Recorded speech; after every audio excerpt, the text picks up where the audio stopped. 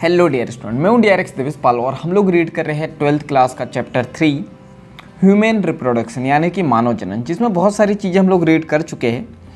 आज हम लोग देखने वाले हैं एम्ब्रियोनिक डेवलपमेंट इन ह्यूमन।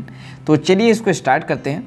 और इसके पहले के ऑडियो जिन लोगों ने नहीं सुने हैं तो वो जाके सुन ले।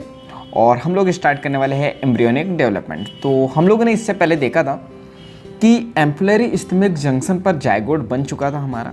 अब जायगोट जब डिवाइड होगा तो होगा क्या, जायगोट तो एक कोशिका है, एक कोशिका से दो कोशिका बनेगी, 2 से 4 कोशिका बनेगी, 4 से 8 कोशिका बनेगी और 8 से 16 कोशिका बनेगी। तो एनसीईआरटी माता कहती है कि 2 से लेकर 16 तक के जो स्ट्रक्चर होता है उसको हम लोग कहेंगे ब्लास्टोमेयर्स यानी कि कोरक खंड। इसके बाद हम लोग यहाँ पे बात करें इसके बाद हम लोग बात करें तो 8 और 16, जो 8 वाला कोशिका वाला स्ट्रक्चर है और 16 कोशिका वाला स्ट्रक्चर है, इसको हम लोग कहेंगे मोरुला यानी कि तूतक को तूतक ही पढ़ना, ठीक है, इसको कहेंगे मोरुला। इसके बाद हम लोग बात करते हैं तो मोरुला के बाद डेवलपमेंट थोड़ा सा और हो जाता है। तो यहाँ पे होता क्या है कि यहाँ पे एक आउटर लेयर आ जाती है जिसको ट्रोपोब्लास्ट कहते हैं, पोस्पोरक, और एक इंटरनल लेयर आ जाती है जिसको हम लोग कहते हैं अंतर कोशिका समूह या इसको कहते हैं फॉर्मेटिव पिंड।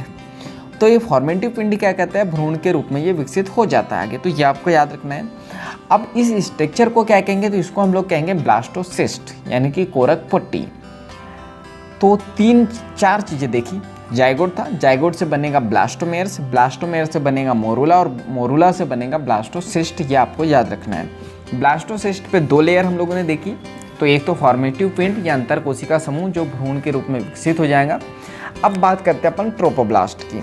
तो जो ट्रोपोब्लास्ट कोशिका है ये एंडोमेट्रियम पे जो है संलग्न हो जाएंगे। एंडोमेट्रियम क्या है ये मैं बता चुका हूँ। गर्भाशय की एक लेयर होती है जो अंतःस्तर होता है, मतलब अंदर वाली लेयर होती है जिसको एंडोमेट्रियम कहते हैं। तो वहाँ से ट्रोपोब्लास्ट संलग्न हो जाता है यानी जुड़ जाता है। उसके बाद क्या होता है, तो उसके बाद गर्भाशय कोशिकाएं तेजी से विभाजित होती है, विभक्त होती है और जो ब्लास्टोसिस्ट है उसको आवृत कर लेती है यानी कि उसको कवर्ड कर देती है, ठीक है, उसको आवृत कर देती है। इसके फलस्वरूप जो ब्लास्टोसिस्ट है और जो एंडोमेट्रियम है वो अंतः स्थापित हो जाते हैं यानी एम्बेडेड हो जाते हैं और इसी को हम लोग कह देते हैं अंतरोपण यानी कि इम्प्लांटेशन। तो क्वेश्चन आएगा कि इम्प्लांटेशन में क्या होता है, तो इम्प्लांटेशन में ब्लास्टोसिस्ट और एंडोमेट्रियम आपस में अंतः स्थापित हो जाती है, तो उसी को हम लोग कहते हैं इम्प्लांटेशन। इम्प्लांटेशन के बाद में जो है प्रेगनेंसी धारण होती है यानी सगर्भता धारण होती है। और प्रेगनेंसी के दौरान ओवरी से 2 हार्मोन निकलते हैं यानी कि अंडाशय से 2 नहीं, अभी एक ही, क्या याद रखना है, तो प्रेगनेंसी के दौरान अंडाशय से एक हार्मोन रिलीज होता है जिसको हम रिलैक्सिन कहते हैं यानी कि रिलैक्सिन ही कहते हैं हिंदी में भी और इंग्लिश में भी, ठीक है। तो यहाँ तक के हम लोग अभी स्टॉप करते हैं, आगे देखते हैं, फिर यहीं से हम लोग कंटिन्यू करेंगे। क्या क्या देखा, ट्रोपोब्लास्ट पे क्या हुआ, इम्प्लांटेशन हुआ। किसने किया, कैसे हुआ, तो ब्लास्टोसिस्ट और एंडोमेट्रियम आपस में मिले, अंतः स्थापित हो गए तो इम्प्लांटेशन हुआ। इम्प्लांटेशन होने के बाद में प्रेगनेंसी धारण हुई है। प्रेगनेंसी के दौरान जो है एक हार्मोन रिलीज होता है जिसको रिलैक्सिन कहते हैं और नीट में क्वेश्चन पूछा भी जा चुका है, याद रखना है यहाँ से मोस्ट इंपॉर्टेंट। मैं बोल रहा हूँ रिलैक्सिन कब रिलीज होगा, प्रेगनेंसी के दौरान। वैसे रिलैक्सिन जो है पिट्यूटरी ग्लैंड से रिलीज होता है लेकिन प्रेगनेंसी के दौरान जो है अंडाशय से ये रिलीज होगा। इसके बाद हम लोग यहाँ पे बात करते हैं ट्रोपोब्लास्ट की।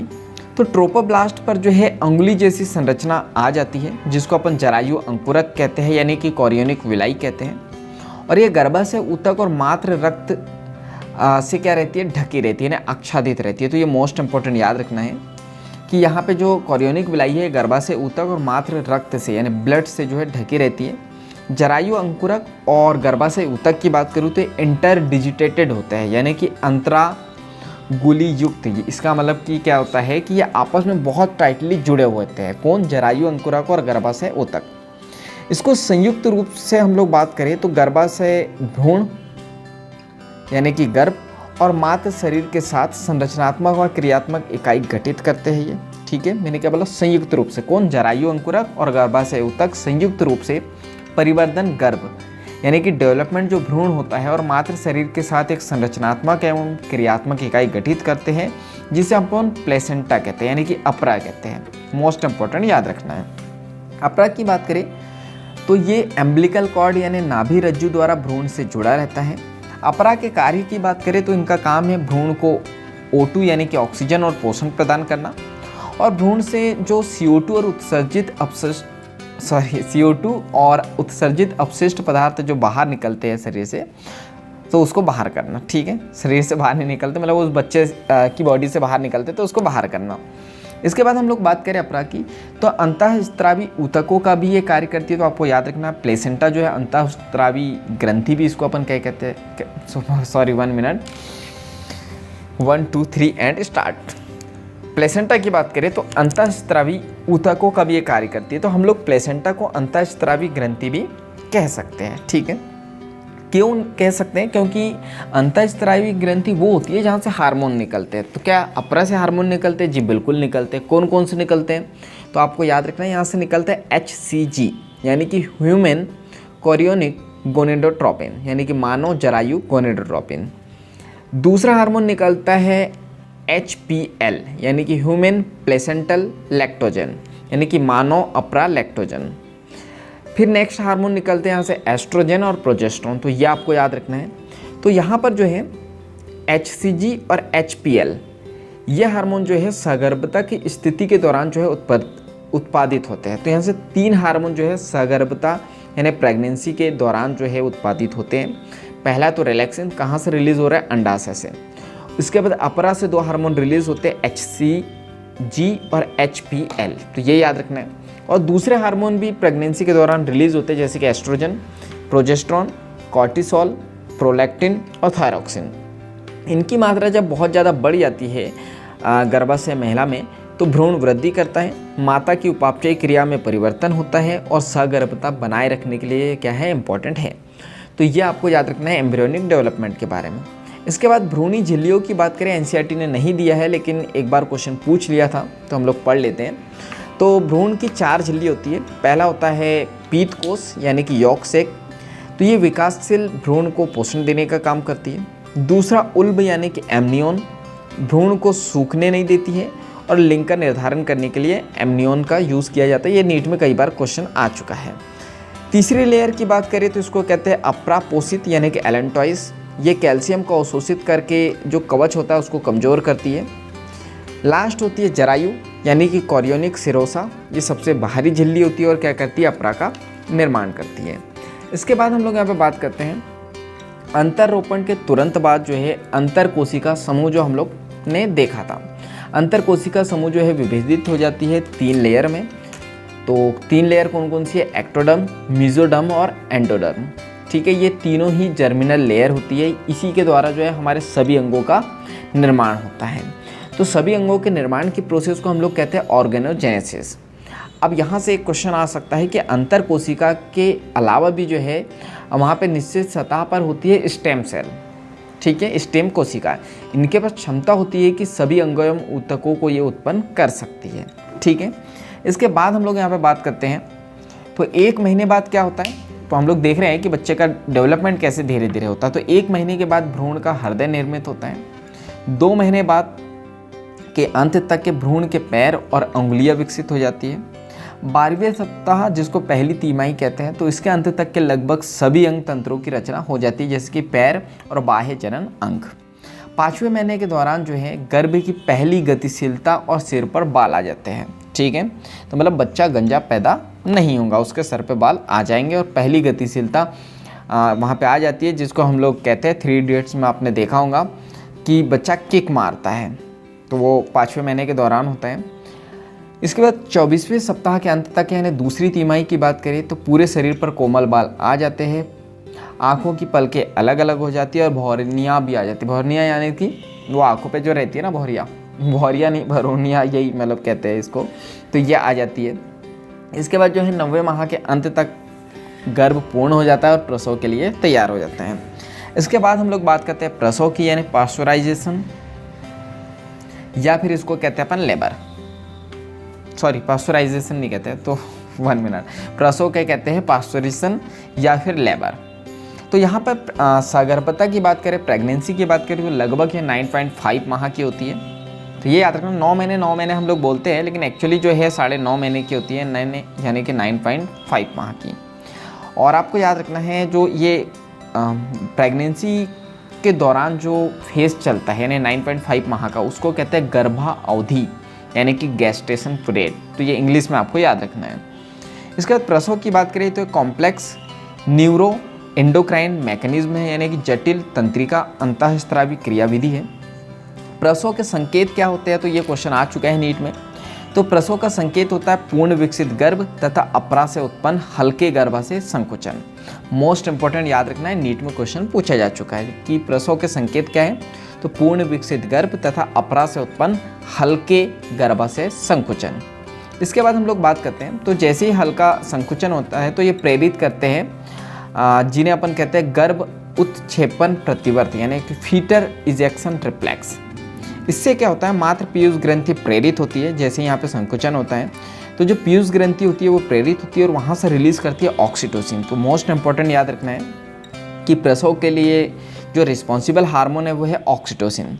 तो ऑक्सीटोसिन जैसे ही रिलीज होगा तो ये गर्भाशय पेशी पर कार्य करेगा, जिसके कारण गर्भाशय में संकुचन होगा और ऑक्सीटोसिन के अधिक स्त्रावन को ये उद्दीपित करता है। जैसे जैसे संकुचन होगा ऑक्सीटोसिन का लेवल बढ़ते चले जाएगा और जैसे जैसे ऑक्सीटोसिन का लेवल बढ़ते चले जाएगा तीव्र संकुचन होगा, यानी कि जिसको अपन लेबर पेन कहते हैं, यानी जो लेडी होती है उसके बहुत तेज़ दर्द होता है। ऐसा बोला जाता है कि 20 हड्डियों को एक साथ तोड़ दे इतना दर्द होता है। तो जो फीमेल रियली जो है बच्चों को बोलते हैं कि जन्म देना आसान नहीं होता, तो रियली बिल्कुल आसान नहीं होता है। पहली बात तो इतना दर्द सहना, उसके बाद जैसे एक पेड़ की देखभाल करनी होती है वैसे ही उस बच्चे की देखभाल करने के बाद वो बच्चा जो है बड़ा होता है। तो इंस्पायरिंग है। इसके बाद तीव्र संकुचन होने के बाद क्या होता है, शिशु जन्म नाल से क्या हो जाता है, बाहर हो जाता है। तो ये अपने प्रसव की प्रक्रिया हो गई। इसके बाद लैक्टेशन यानी दूध स्त्रावन की बात करें तो ये एक बार देख चुके हैं, थोड़ा सा ओवरव्यू ले लेते हैं जहाँ से कुछ लाइनें एनसीईआरटी की जहाँ से क्वेश्चन आते हैं। तो स्त्री की स्तन ग्रंथियों में जो है सगर्भता के दौरान जो है कई बदलाव आते हैं जिसकी वजह से दूध उत्पन्न होते हैं और इस प्रक्रिया को अपन लैक्टेशन कहते हैं। ठीक है, लैक्टेशन की बात करें तो आरंभिक दिनों के जो दूध होते हैं, मतलब आरंभिक दिनों का जो दूध होता है, ग्रामर पे मत जाना आप, प्रोनाउंसिएशन पे भी मत जाना, आप कंटेंट पे ध्यान दो। ठीक है, तो दूध स्त्रावन की बात करूँ तो प्रारंभिक दिनों का जो दूध होता है उसको कहते हैं कोलेस्ट्रम यानी प्रथम स्तन्य या फिर कहते हैं खीस। तो ये मोस्ट इंपॉर्टेंट याद रखना। इसके बाद बात करें तो यहाँ पे कोलेस्ट्रम क्यों इतना इंपॉर्टेंट, क्योंकि यहाँ पे कई प्रकार के एंटीबॉडी तत्व इसमें सम्मिलित होते हैं, यानी कई प्रकार की इसमें प्रतिरक्षी तत्व सम्मिलित होते हैं, यानी कि एंटीबॉडी सम्मिलित होते हैं जो शिशु को प्रतिरोधी क्षमता उत्पन्न करने की लिए क्या होता है, आवश्यक होता है। तो ये शिशु के लिए जो है प्रतिरोधी क्षमता उत्पन्न करने के लिए आवश्यक है। यानी बच्चा बचपन में ही अगर माँ का दूध पिएगा, इसलिए बोला जाता है कि बच्चों को जो है माँ ने 6 महीने तक के अपना ही दूध पिलाना चाहिए ताकि बच्चा जो है स्ट्रांग हो सके। और आजकल जो हो रहा है कि जो बच्चों को दूध नहीं पिला रही है माता या किसी कारण से लोग नहीं पिला रहे हैं, तो उस वजह से क्या हो जा रहा है, बच्चे कमज़ोर हो रहे हैं। इसके बाद बात करते हैं पीयूष ग्रंथि से यहाँ पे लैक्टिन या फिर लैक्टोजेनिक हार्मोन जो है रिलीज़ होता है जो दूध संश्लेषण के लिए रिस्पॉन्सिबल है। और यहाँ पे ऑक्सीटोसिन हार्मोन का काम क्या है कि स्तन वाहिका से दूध मुक्त करना। देखो ऑक्सीटोसिन का काम है किसी भी मसल को कॉन्ट्रैक्ट करना। तो ये याद रखना है कि प्रेगनेंसी के दौरान यानी प्रसव के दौरान भी और लैक्टेशन के दौरान भी यहाँ पे ऑक्सीटोसिन हार्मोन रिस्पॉन्सिबल है। तो इसी की तरह इसी तरह जो है ये चैप्टर यहाँ पे फिनिश होता है। तो आज के लिए इतना ही, हम लोग नेक्स्ट चैप्टर में मिलेंगे। तो इस ऑडियो ने आपकी लाइफ में थोड़ा भी इम्पैक्ट किया हो तो ऑडियो को लाइक करिए और कमेंट्स करके बताइए कि इस ऑडियो ने आपकी लाइफ में क्या इम्पैक्ट किया है। और इस वीडियो को ज़्यादा से ज़्यादा शेयर कर दीजिए, क्योंकि जब हम लोग दूसरों की हेल्प करते हैं तो ये नेचर हमारी हेल्प करता है। चैनल पर नए हो तो जल्दी से सब्सक्राइब कर दीजिए, बेल आइकन को हिट कर दीजिए ताकि ऐसे वैल्यूबल वीडियो मिलते रहें। और इस ऑडियो के अगर आपको नोट्स चाहिए तो मुझे आप इंस्टाग्राम पे SMS कर सकते हो। मेरी इंस्टाग्राम ID भी DRX देवेशपाल के ही नाम से है, तो वहाँ पे मुझे SMS कर सकते हो अगर इस ऑडियो के नोट्स आपको चाहिए तो बाकी हम लोग मिलेंगे नेक्स्ट वीडियो में इसी तरह हंसते हुए, मुस्कुराते हुए और लाइफ में आगे बढ़ते हुए। जब तक के लिए thank you, bye bye and go for success.